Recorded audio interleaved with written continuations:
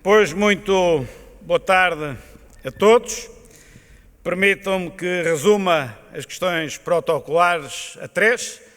Um cumprimento a todos os autarcas do PSD na pessoa do Rogério Bacalhau, Presidente da Câmara Municipal da cidade onde nos encontramos. Um cumprimento a todos os dirigentes distritais e concelheiros do PSD aqui presentes, na pessoa do David Santos, que é o Presidente da Distrital de Faro, onde também nos encontramos, e um cumprimento a todos os candidatos que ainda não são autarcas, mas vão ser, na pessoa do Engenheiro Carlos Moedas, nosso candidato ao principal município do país. Nós estamos num fórum sobre autarquias. E estamos às portas de novas eleições autárquicas. E acho que devo repetir aqui, logo na abertura desta minha intervenção, aquilo que tenho dito por diversas vezes, que é fazer uma homenagem muito sincera, sentida e justa ao poder local democrático. Se nós, não posso dizer todos, para bem de alguns, porque significa que são ainda jovens, mas aqueles que já têm alguma idade e que sabem o que era Portugal antes de 1974, ou viveram, saber, muitos jovens também sabem, mas que viveram, recordem-se das suas terras, como elas eram nos anos 70 e vejam como elas são hoje. Tivemos muitos autarcas maus, com certeza que tivemos muitos autarcas maus. Quantos portugueses não exerceram já funções em autarquias? Numa conta assim por largo, espero não me enganar, eu penso que de 1976 até hoje, muito perto de 500 mil de portugueses já devem ter exercido funções autárquicas. E, portanto, em 500 mil ou em quase 500 mil, claro que houve alguns maus, não conta. O que conta é o balanço do poder democrático, do poder local democrático. E o balanço é extraordinariamente positivo nas transformações que operou nas nossas vilas, nas nossas aldeias e nas nossas cidades. E esses, como eu, que nos recordamos do que eram as vilas e cidades de Portugal, hoje elas são muito diferentes. O poder central do 25 de Abril até aqui também tem o seu trabalho feito, seguramente com erros e com virtudes, seguramente. Mas no balanço entre o poder local e o poder central, o poder local dá, como se costuma dizer em linguagem futebolística, 10-0 ao poder central, tal é a dedicação dos autarcas às suas populações. Tenho experiência no poder central e tenho experiência no poder local. E não tenho a mínima dúvida daquilo que estou a dizer. Desde o saneamento, logo no início dos anos 70, enterrado, que ninguém vê, em alguns municípios ainda falta, em alguns sítios, é verdade. Até à cobertura das cidades com fibra óptica, por exemplo, há um manancial de trabalhos em prol das populações que o poder local democrático fez. E aí, como aqui já foi dito, o Partido Social Democrata é aquele que mais fez no âmbito do poder local, porque a sua natureza é exatamente essa, é de estar junto das pessoas e junto do poder local. E não resisto também a dizer uma coisinha, que também é verdade, e que é preciso ser dita, e que penso que tem uma autoridade especial, até muito especial, para o dizer. Nós temos uma dívida pública que anda muito próximo dos 140% do PIB. A dívida pública que é a dívida global do Estado, das autarquias, das regiões e do Estado propriamente dito. Portanto, está lá a dívida das autarquias, nos 140%, 138%, 137%, num valor à volta desta percentagem. Bom, imaginem agora que as autarquias não deviam dinheiro rigorosamente nenhum. E, portanto, a parcela era zero. E, portanto, Portugal devia menos. A dívida pública portuguesa era menor. Não seria, se ela for de 137%, não seria 137%. Seria menos. Quanto seria?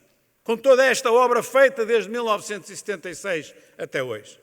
Se ela for de 137, passaria para 135%.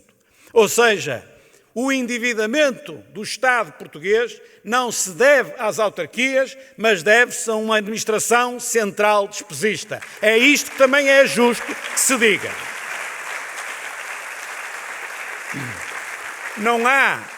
Não há autarquias sobre-endividadas? Claro que há autarquias sobre-endividadas. Mas eu não estou aqui a prestar homenagem à autarquia A, B ou C. É ao poder local democrático. E esse conseguiu fazer muito mais com um endividamento muito reduzido, principalmente quando nos comparamos à administração central. E eu não resisto aqui, como autarca, que, enfim, como autarca não sou, mas é tão marcante a experiência que eu tive como autarca e que todos nós temos como autarca, que eu acho que se fica autarca praticamente até ao fim da nossa vida. E por isso eu quase que posso dizer com orgulho, nós como autarcas. E eu, com a experiência que tive, há uma coisa que eu não resisto num fórum desta natureza a dizer, e que é para mim, da minha experiência, da experiência que eu tive, absolutamente vital para que nós possamos exercer os nossos mandatos e sair dos nossos mandatos plenamente satisfeitos e orgulhosos do trabalho que fizemos. Há 2 passos que são decisivos. Não são decisivos para ganhar as eleições, sejamos claros, mas são decisivos para, depois de eleito, ser um autarca de sucesso. O que é que quer dizer sucesso? Não é aparecer muito na televisão, é ter obra feita e melhorar realmente o concelho. O primeiro é termos a capacidade de definir exatamente quais são os principais estrangulamentos que estão a estrangular o desenvolvimento do nosso concelho. E não embarcar naquela onda de que tudo é importante, tudo tem de ser feito e que temos que dizer que sim a tudo. Quem fizer isso, no fim, não vai fazer nada. Nós temos de ter a coragem de ver o que é que no meu concelho está exatamente a estrangular o desenvolvimento. 1, 2, 3 prioridades no máximo. As outras também são para fazer, mas estas valem mais que todas as outras juntas.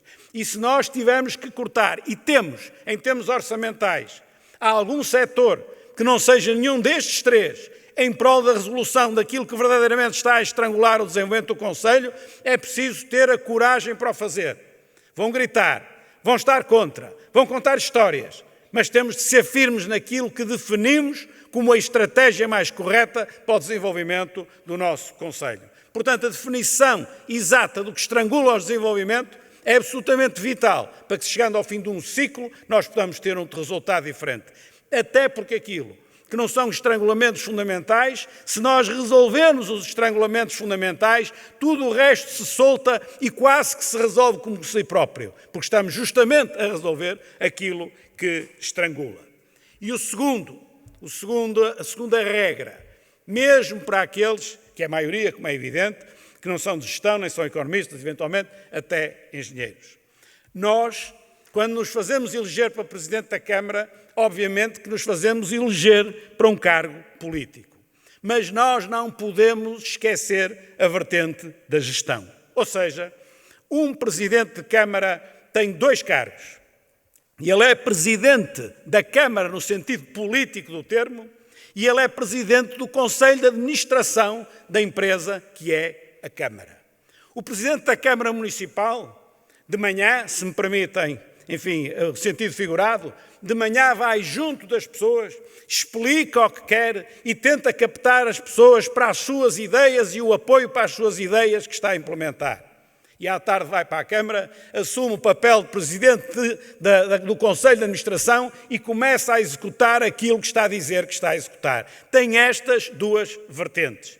E estas 2 vertentes juntas é que podem fazer o êxito no fim, se os estrangulamentos e aquilo que estamos a propor fazer está tudo bem definido. E estas 2 regras são absolutamente vitais para chegarmos ao fim e termos orgulho naquilo que efetivamente fizemos. Eu lembro-me, há 20 anos, e estou a pegar em prioridades de há 20 anos, que não tem nada a ver com o que agora, a primeira vez que me candidatei, tinha 3 prioridades na análise que se fazia do Conselho a que eu me estava a candidatar. A questão da coesão social, a reabilitação urbana e a mobilidade. E não saí disto durante 8 anos. Saí depois da mobilidade no último mandato, porque as coisas já estavam de outra forma. E isso ajuda depois a todo o desenvolvimento. E eu não resisto a dizer isto, não em termos de campanha, porque isto que eu disse não ajuda nada para ganhar umas eleições, mas faz toda a diferença, no fim, entre um autarca que fez isto e aqueles autarcas que não fizeram isso. Mas Mas estas eleições autárquicas têm também uma importância particular para o Partido Social Democrata. Referi a importância das autárquicas pela homenagem prestada ao poder local para o país. Mas agora, estas de 2021 para o PSD. Porque, efetivamente, os resultados que tivemos, particularmente nas duas últimas eleições, sendo que em 2009 já tivemos uma ligeira queda, essa mais compreensível porque estávamos muito em cima. Mas, particularmente nos últimos dois atos eleitorais autárquicos, nós não podemos repetir a mesma coisa, ou seja, não podemos continuar a baixar, porque aí nós começamos a pôr em questão, a médio prazo, a própria sustentabilidade do PSD enquanto grande partido nacional, porque nós somos um grande partido nacional, acima de tudo, pelos autarcas que elegemos nas freguesias, nas assembleias municipais e nas câmaras, que mesmo com o resultado que não gostamos em 2017, são mais de 13 mil pessoas que, sob as listas do PSD, foram eleitas para diversas câmaras e juntas de freguesia deste país. E, portanto, é aqui que está a força da implantação territorial do partido. E é por isso que em 2021, porque temos de inverter o ciclo, naturalmente, estas eleições assumem uma responsabilidade acrescida para a qual, naturalmente, temos de contar com todos os militantes, com todos os candidatos, para conseguir que o PSD suba substancialmente aquilo que é a sua representação neste momento. Mas há também uma razão que eu não estou a colocar em primeiro lugar propositadamente e que tem a ver com a razão de ordem nacional. As eleições autárquicas são para eleger os candidatos autarcas às nossas terras, freguesias e concelhos. E, portanto, em primeiro lugar, as pessoas votam, obviamente, na pessoa, em segundo lugar, votarão nas ideias. Eu estou a dizer de propósito, é que é verdadeiramente assim, primeiro na pessoa e depois nas ideias. Não se iludem que é primeiro as ideias e depois a pessoa. Não é assim que o eleitorado reage, é primeiro a pessoa, confia nela ou não confia, e depois sim as ideias. Mas depois também, em todas as eleições autárquicas, os governos em funções saem um pouco enfraquecidos ou um pouco reforçados em função daquilo que é o resultado eleitoral das autarquias. Já houve casos em que os governos nacionais até caíram, o que nem é uma situação sequer desejável, na exata medida em que as autárquicas não são para isso. Mas não deixam de ser também para uma certa avaliação do governo. E essa avaliação do governo vai também ser feita, ou tem também de ser feita, nestas eleições de 2021. Nós vemos o governo a cometer erros e desleixos que merecem, não sei, não tenho o termo, ia dizer cartão amarelo, não sei, um aviso, que o povo tem de mostrar que não está contente. A seguir à pandemia, o que é o mais importante para este país? A seguir à pandemia, o mais importante para este país é recuperar a economia. O que é recuperar a economia em termos de políticas públicas? É, acima de tudo, apoiar as empresas. O PS achará que é, acima de tudo, gastar dinheiro público. Não é. É, acima de tudo, apoiar as empresas. Pois bem, aquilo que nós lemos a OCDE dizer é que Portugal é dos países, quiçá o pior país, aquele que menos apoiou as empresas durante o período da pandemia. Ora, isto que o Governo está a fazer é exatamente o contrário daquilo que deve ser feito. Não falta dinheiro para as grandes empresas. Falta para as pequenas e médias empresas, que é o tecido empresarial português e que são os principais a gerar emprego. Não falta dinheiro para a TAP. Aliás, o Primeiro-Ministro, ainda hoje ou ontem, veio dizer que o Governo está disponível para pôr na TAP todo o dinheiro que a TAP precisar. Ou seja, depois do erro que cometeram em voltar a ficar com a TAP, com a responsabilidade de ser acionista da TAP, depois de fazerem isso e depois de anos e anos em que andámos a meter, nós, contribuintes, milhões e milhões e milhões e milhões na TAP, agora ele chama outra vez à TAP ao Orçamento de Estado e diz, independentemente do que aconteça, cá estamos para meter dinheiro. Cá estamos, nós todos, 10 milhões que pagamos impostos. Não falta dinheiro para a TAP. Não faltou dinheiro para o novo banco. Não falta dinheiro para acarinhar a EDP com perdões, digamos assim, não é o nome técnico exato, mas libertar a EDP de pagar os impostos que tem de pagar. E no caso do Novo Banco, quando o Novo Banco estava a vender imóveis a preço de saldo, numa altura em que o mercado estava a subir, não estamos em 2021 nem 2020, fê-lo em 17, em 18 e 19, com o mercado a subir, e a dizer, estão aqui as perdas que os contribuintes têm de pagar, e este governo, pura e simplesmente, entregou o dinheiro sem sequer verificar se essas perdas eram lícitas. E nós ouvimos.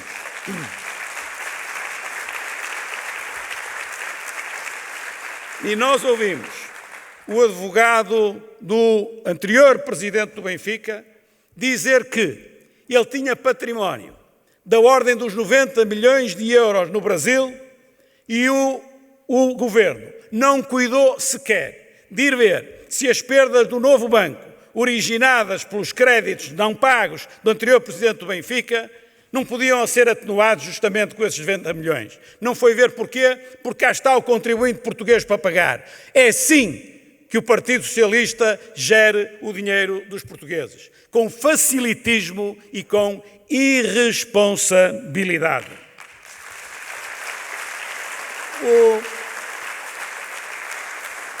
Outra peça fundamental para a recuperação da economia pode ser, ou poderia ser, sei lá, vamos ver o que eles vão fazer, o Banco de Fomento.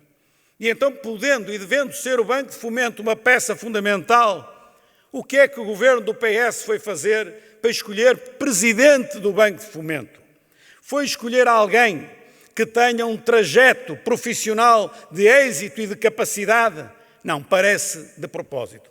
Foi buscar alguém que pertenceu às administrações da Caixa Geral de Depósitos no pior período da Caixa Geral de Depósitos, porque é preciso ver o que se fez à Caixa Geral de Depósitos. Nós olhamos hoje para a Caixa Geral de Depósitos e a Caixa Geral de Depósitos está bem gerida, efetivamente, e capitalizada. Mas está capitalizada porque entraram lá o dinheiro dos impostos dos portugueses, porque ela foi descapitalizada e abandalhada por administrações antigas da Caixa. Pois bem, foram buscar alguém ligado a essa administração.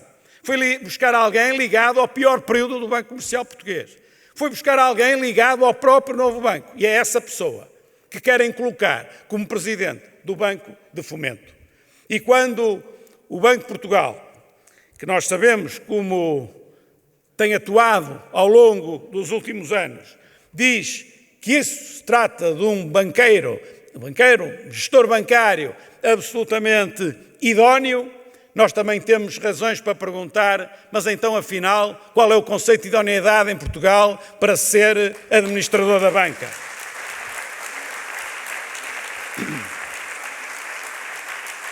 É que depois, quando estiveram em causa alguns créditos dados pelo Novo Banco, o anterior presidente do Benfica, o Banco de Portugal vem dizer, bom, vamos lá ver então da idoneidade, vamos reavaliar então a idoneidade. Isto faz-me lembrar também os testes de stress da banca no período da crise financeira em que davam sempre cada vez melhor, até que se deu o descalabro. E eu daqui gostava de perguntar ao Primeiro-Ministro, Dr. António Costa, relativamente ao Banco de Fomento e à importância que ela tem na recuperação da economia, relativamente à nomeação do seu Presidente do Conselho de Administração, afinal, como estamos? Fizemos um compasso de espera, mas agora gostaríamos de saber se efetivamente o Banco de Fomento vai para a frente com gente capaz ou se vai insistir na nomeação daquele que antes queria nomear. Mas também aqui, no Banco de Fomento, se vê o quê? Se vê exatamente o mesmo. O facilitismo e a irresponsabilidade com que o PS gere a coisa pública. Nós temos assistido ao Primeiro-Ministro nos últimos dias, nos últimos 2, 3 dias, e já antes de férias a mesma coisa, numa série de anúncios. Faz anúncios de facilidades em cada canto e cada esquina. Mais reduções do IRS, mais apoios sociais, mais habitação social para todos. Aliás, mais habitação social para todos. Disse que tinha dinheiro para 26 mil casas, para 26 mil fogos. Neste momento já está comprometido com 28 mil e assinou protocolos apenas com 73 municípios, quando nós temos 308 e muitos deles querem também assinar. Onde é que estará então o dinheiro? Se tinha para 26, já se comprometeu com 28, ainda falta assinar com tantas outras câmaras, como é que vai conseguir fazer isso? Não vai conseguir fazer isso, porque não diz isto convicto que o vai conseguir. Diz isto no quadro daquilo que eu volto a repetir, do facilitismo e da irresponsabilidade da governação do Partido Socialista. A mesma coisa quando vêm dizer que o desemprego está cada vez melhor, que têm feito uma forte redução do desemprego. Pensamos nós, uma forte redução do desemprego com a economia mais pujante e a iniciativa privada a criar empregos. Alguns, porque uma grande fatia deles é o Partido Socialista a abrir as portas do funcionalismo público e dar um aumento incrível de novos funcionários públicos. Nós temos uma dívida pública enorme, como ainda há bocado referi. E o Partido Socialista compromete o orçamento, não o de 2021, mas compromete o orçamento durante muitos anos, numa política de meter pessoas sem critério. É evidente que há setores da administração pública que precisam de pessoas. É evidente, sabemos dessas carências, mas isto exige uma gestão profissional, em que nós tiramos de onde temos a mais para colocar onde temos a menos. É evidente que não é um movimento que se faz numa semana, em 6 meses ou num ano, mas é uma estratégia que se segue para nós conseguirmos otimizar os recursos disponíveis e não atirar pessoas para os sítios onde eventualmente até possa faltar, mas depois sem cuidar de ser devidamente produtivo nos sítios onde se tem a mais. O que é isto? O que é isto? Isto é, obviamente, também facilitismo e irresponsabilidade. E muito recentemente, há 2 dias, o Sr. Presidente da República evitou também uma outra medida, que ao facilitismo e à irresponsabilidade somava o clientelismo. Quando o PS e o PC se juntaram na Assembleia da República para alterar uma lei que visa apenas salvar a possibilidade de perder o mandato a 6 presidentes de Câmara. Quantos? 5 do PS e 1 do PC. Autarcas que assinaram compromisso com o Estado para recuperar financeiramente as suas autarquias. Tinham de cumprir determinados pressupostos. Não cumpriram esses pressupostos. Têm de ir a tribunal. Podem perder o mandato. Qual é a solução do Partido Socialista? Altera-se a lei e elimina-se as penalidades. Ou seja, facilitismo, irresponsabilidade e, obviamente, clientelismo. Mas, quando ouvimos, é curioso, o Primeiro-Ministro dizer, ainda hoje o disse, que o PSD, ele depois diz a direita, faz uma confusão tremenda, uma coisa é a direita, outra coisa é o PSD, já estamos fartos de explicar isso, o PSD é um partido de centro, mas ele, quando diz a direita, eu percebo que está a chegar aqui. E quando ele anuncia umas coisas atrás das outras, como eu disse, a seguir, ele vem nos dizer que nós só sabemos resolver as coisas com austeridade. Ou seja, para o Primeiro-Ministro, isto é assim. Ou anunciamos ao desbarato tudo e mais alguma coisa, ou se não o fazemos, estamos em austeridade. Não há situação de equilíbrio nem situação intermédia. Não há uma situação sensata em que se pode prometer algumas coisas e outras, efetivamente, não se pode prometer. Não, para ele. Ou se faz como o PS e promete tudo e mais alguma coisa, tudo no tal facilitismo e na tal irresponsabilidade. Quem não faz isso não é equilibrado, quem não faz isso está pura e simplesmente em austeridade. Eu acho que os portugueses já entenderam isto. E para terminar, para lá dessa questão que aqui refiro, da forma como gerem os dinheiros públicos, que aliás não é de agora, apareceu também agora uma nova narrativa, que é assim que agora se diz, de que o PSD não apresenta ideias. Eu acho que o Primeiro-Ministro foi sincero quando, poucos dias antes de ir de férias, explicou que levava para férias, só levava livros de ficção, porque adora ler ficção. E, efetivamente, é assim. Por um lado, quando ele fala do país, nós percebemos que ele gosta de ler livros de ficção. não temos dúvidas sobre isso. Quando diz que o PSD não tem ideias, percebemos que andou a ler livros de ficção e não leu aquilo que devia ter lido para não fazer essa figura de dizer que o PSD não tem propostas.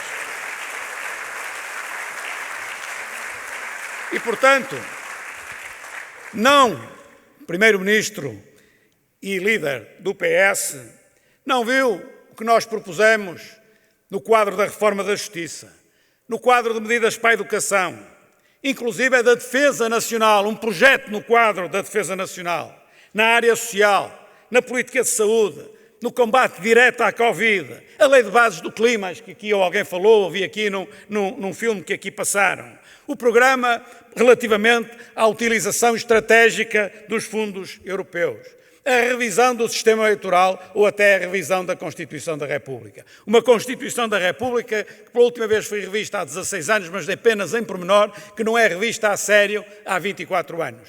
E um sistema eleitoral que não é revisto nem a sério nem a brincar desde o 25 de Abril.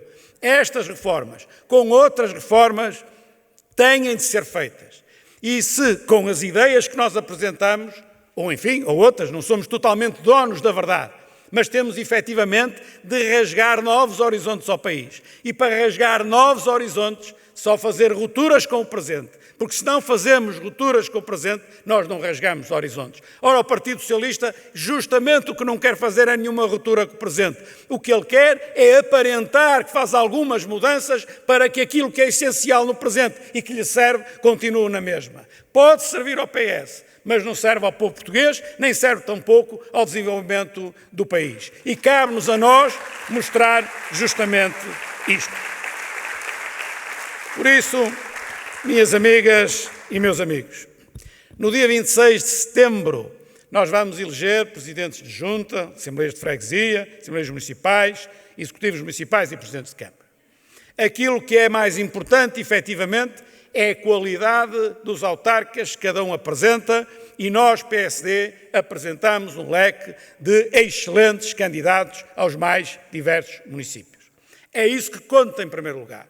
Em segundo, conta, como disse, efetivamente, as ideias que cada um apresenta.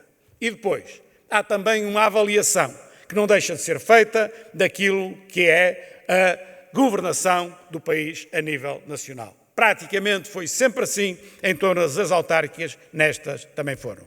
E eu estou confiante, não só que nós vamos eleger muitos mais autarcas do que aquilo que temos neste momento, como também vamos conseguir que, através das autárquicas, o país demonstre a este Governo que não está contente com tudo isto que tem acontecido. Muito obrigado e muita sorte para todos. PSD, PSD, PSD.